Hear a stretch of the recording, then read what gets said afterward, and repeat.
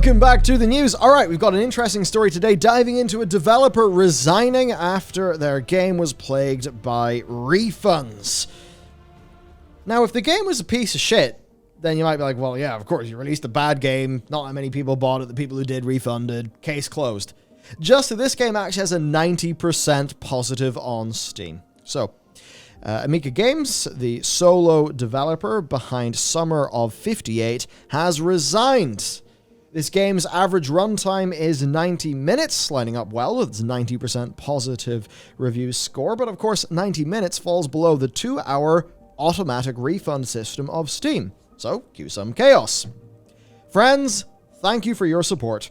I'm leaving game development for an indefinite amount of time to collect my thoughts. The fact is, my game Summer of 58 does not reach 2 hours playing time by Steam standards. In this regard, a huge number of returns on the game, even with positive reviews, and I do not earn anything to create the game. Thank you very much for supporting me. I'm very glad you like my games, but since I have no conditions to do something new, I have to do something else. I will immediately answer everyone who asks about from day to day. This game will not see the light of day in the near future. See you later. So, not particularly great news from this dev. Now, what is the deal here? Well, we looked at the reviews. There's 1 negative with a refund, 3 positives with a refund. Now, there is the thing, the people who are going to go to the effort of writing a review, very high chance for the positive ones that they will not be refunders. So only 3 out of the positive reviews that were there. And I think with the developer statement, refunds and positive reviews, that's not necessarily the positive reviews refunded. It's that the game has a lot of refunds, but also, generally speaking, very high user sentiment. So yeah, overall 90% positive reviews. So if this is a good game, why is there a higher than normal refund percentage? Well, a refund doesn't always come with a reason behind it. Using the under 2 hours option and flagging the automatic system is probably easier than refunding because of technical issues, some of which are flagged in the negative reviews. This game isn't expensive, so the short playtime couldn't really be misleading. But then again, unfortunately, price versus playtime is a genuine metric that people use because I think a lot of people value time more than they value experience, and this is a larger issue with society where ultimately it should be unique, novel, valuable, and meaning experiences that we put a premium on, not just the amount of time that has been consumed by product. I think when you get into that, you start getting into pretty unhealthy territory about, well, really, views of your own self-worth. Now, a potential bright side to this is there is actually a decent number of views of people who have found the game because of the publicity from this story, who have just bought it, to support the developer. Now, we couldn't really determine anything concrete here, so we kind of just are taking the developer's word on the reviews. Of course, or the refunds, it's something where they could stand to gain, but I think we can all see that a game, even if it is very good, that lasts for 90 minutes, like to completion, I think we can all see how a lot of people are just going to go play the game and refund it. They say that piracy is a service problem. Well, here, you get the game for free and with the excellent service provided by Valve through the Steam platform. Now, the developer has done a follow-up to this. I am not offended by those people who returned the game because they did not like it or because of technical problems. But if a person went through to the end and returned the game, but can be compared to the fact they ate all the pizza but did not like it and just returned the box and all the money. And it's, yeah, I mean, personally, my opinion on this is if you did just play the game and played it right to the end and just refunded it because you knew you could, fuck you.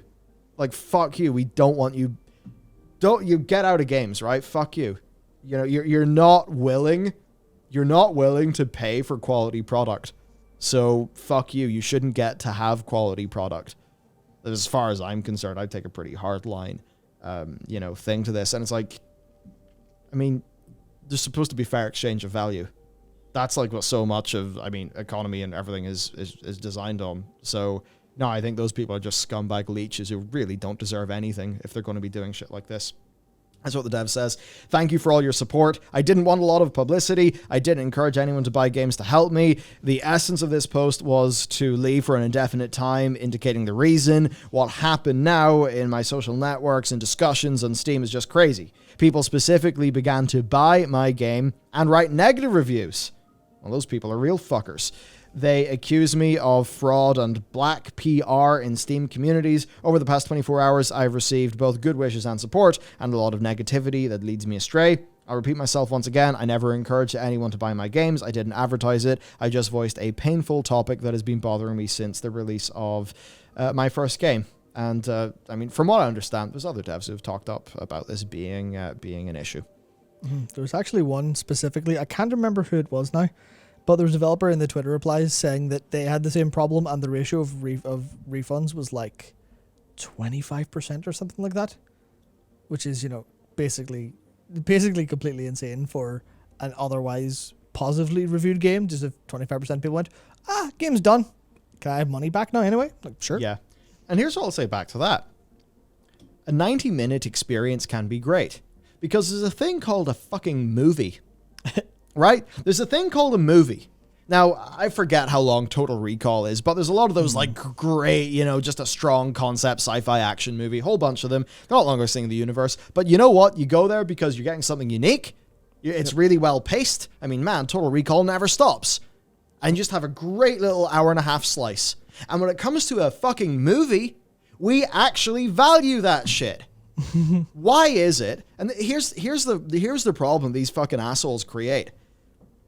Do you not want a games market where you can buy a 90-minute experience that is great? In the same way that you might enjoy watching a movie that's 90 minutes and, you know, it's just the pace is great, the content's great, it's a really great movie and you love it. A game should be able to fit that format as well. What is it about it being an interactive medium that means that, you know, if it's the same length as a movie, it's worse? Obviously, the price should reflect, should be reflective of what it is. So if something is, you know, short but very blockbuster, very expensive, then I'm happy enough to pay a bit more money for it. If it's, you know, not really deserving of like a big, you know, super expensive price, then sure, it should be priced reasonably.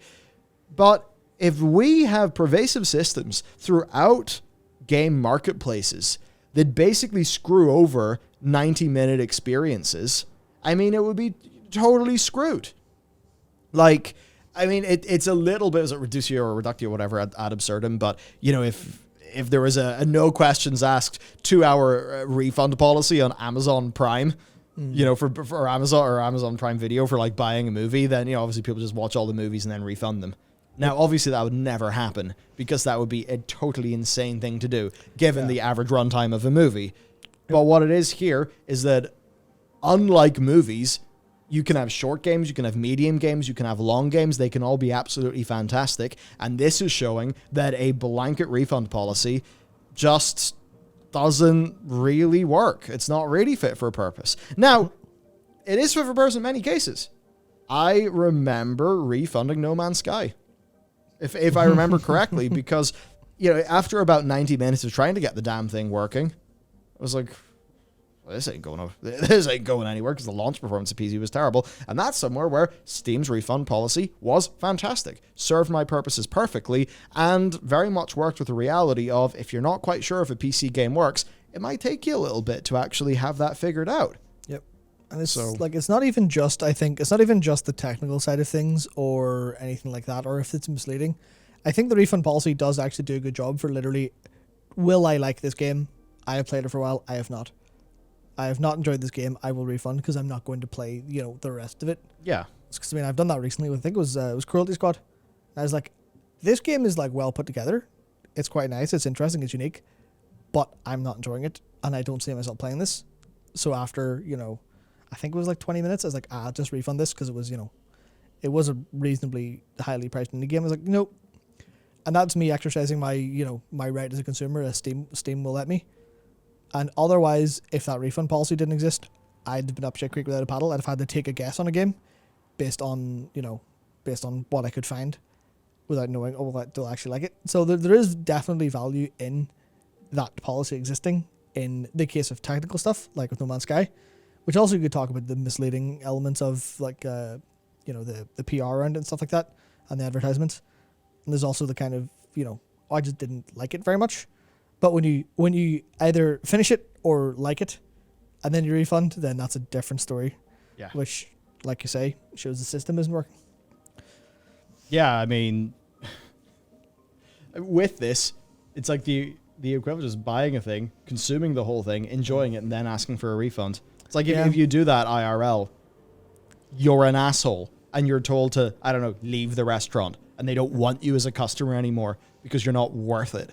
You're just not worth dealing with because you're an asshole, and why bother, right? So that's exactly what this is, and honestly, just scum sucking, leechy, freaking bottom feeders. Fuck those people. Get out of here. That's how it is. If the value of a game doesn't make sense, don't buy it because it doesn't make sense. Maybe wait for a discount, but this shit of just playing the Steam game, like, I can understand how for a singular rational actor, it could make sense to just exploit the system, right? Of course. To get everything they can out of it. But that's one way of thinking. But we also just need to stop, pull back a bit, and think, well, what is right? And it ain't right. Now, there is the whole thing of, could this have been a big cynical plea for support?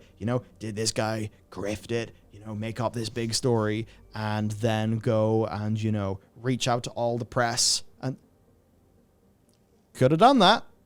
But from what we can tell, this story spread very organically on Twitter. Yeah.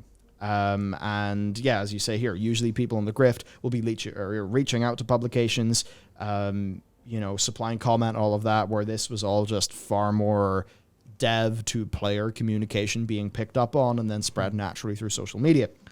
So what is the problem here? Well, the Steam refund system makes this kind of thing possible. You can't solve user attitude, culture, and personal value via systems, but you can solve user behavior. Now, this happened once before in Before Your Eyes, which was a positively received but short indie title from back in April. So is this kind of thing Steam's responsibility? I mean, yes and no. A platform is not really responsible for user behavior on the platform, but it is responsible for what its systems allow and incentivize.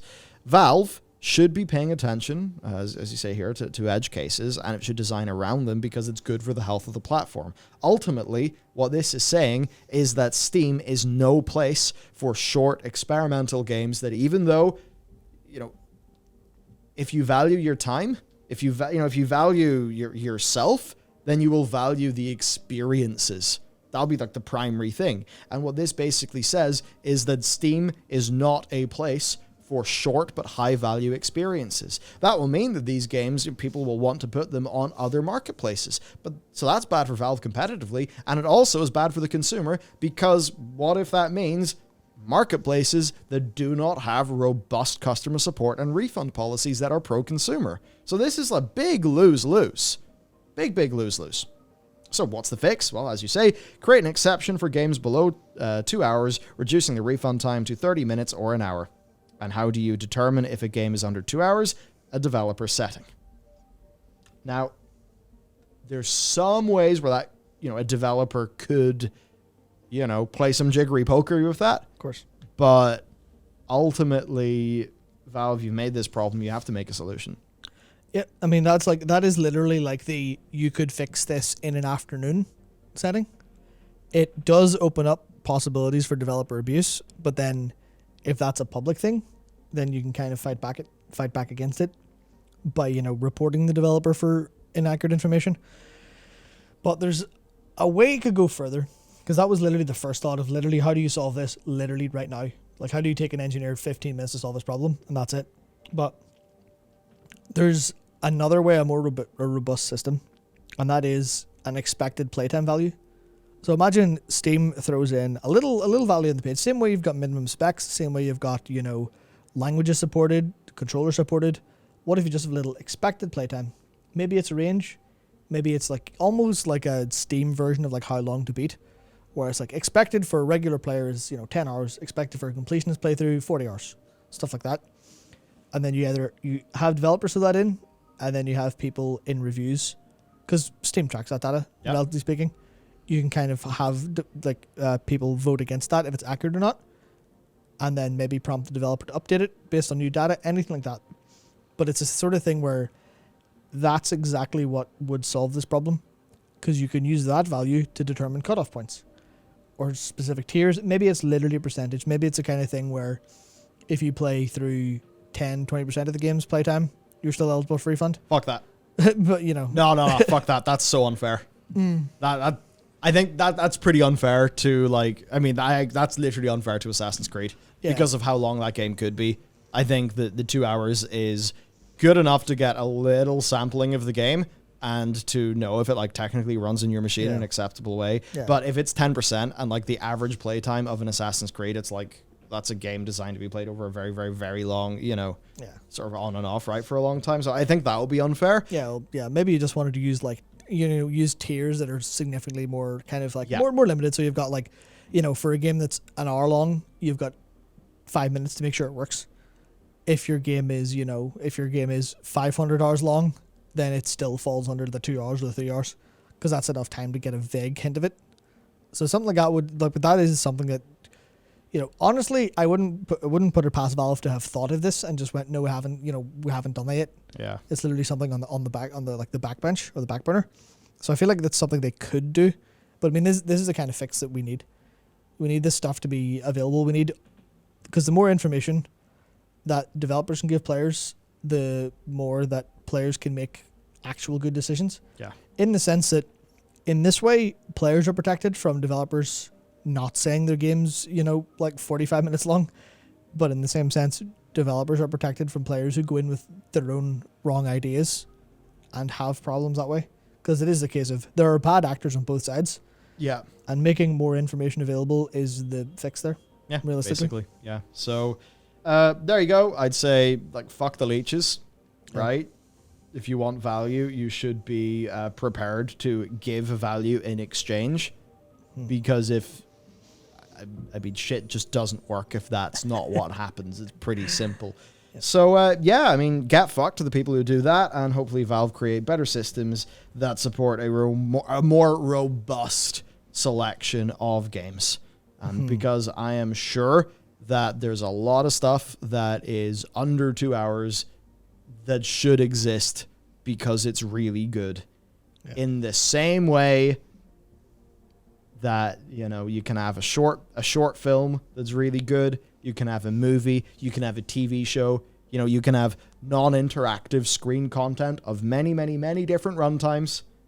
The market supports all of those runtimes, and that's good because things can fit how long they should be. We don't want a situation where a developer has a 90-minute story, but they feel like they have to stretch it into a 4-hour game, in a way that makes the game worse purely so that they're playing around the technical side of a certain platform. So that's basically that. Hopefully Valve get this fixed. Yeah, and if you want an example of a game that's really good and interesting and is only like 2 hours long, I was literally scrolling through my Steam library for stuff that I know I played for like 2 or 3 hours, but was I could still remember it substantially more than I can remember something like fucking Mad Max, which was like 40 hours of bullshit. But Pony Island is this like really tightly scripted, super narrative heavy game with a load of really interesting little bits. It's about 2 hours long, but it's got 2 hours is a lot of time. Same way you say about a movie. A game, if it does its narrative correctly and has its gameplay tightly enough paced, you can just have a movie or more worth of interesting things and cool stuff happen in 2 hours. And there's so many examples. Pony Island's one of the quick ones. There is no game is like 2 or 3 hours long, and it's fucking remarkable to play through in so many ways. And what can make the difference between a movie that ends up, feeling like a 5-star versus a 3-star can just be pacing and editing. Yep. A slightly shorter, super tight, all the beats hit perfectly version of a movie is probably better than the one where they just, they put in everything they shot and it's 3.5 hours long. It's got no pace. It's so boring. That's what can make the difference. We don't want that happening in games. So there you go. That's it for the video. Valve, I think a fix would be great. And that's it for us. See you later.